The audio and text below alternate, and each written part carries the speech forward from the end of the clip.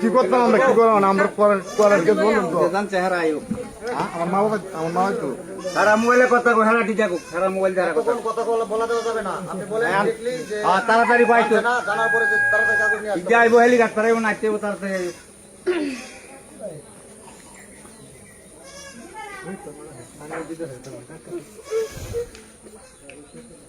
আজকে স্যাম্পল ভাবে না আসছে, আরো রেকর্ড তার নামে আরো রেকর্ড আছে, সে হয়ে অবৈধ ব্যবসা করে। আজকে এখানে এসে জায়গা নিতে, পরবর্তীতে আমাদের এলাকাতে ব্যবসা শুরু করবো।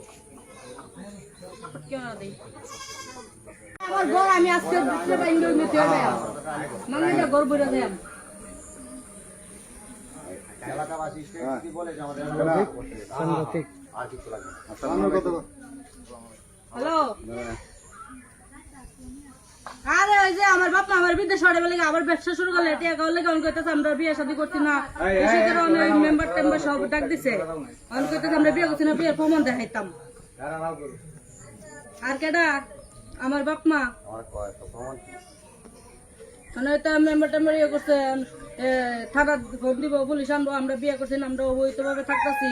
মানে আমি যে ওই কালকে কইছি যে আমার বাচ্চা হইব, আমি বিদেশ যাইতাম না, অনেকই শুনছে, অনেকই মানে কেমনে আমার বিদেশ পাঠে তো আবার তো কামাই করে খাইতে ওই চিন্তা, অনেক কইতাছে কার জন্য আমার দূর করে সংসার করতেছে, আমরা বিয়ে করছি না, বিয়ের কাগজ দেখাইতাম, প্রমাণ দেখাইতাম।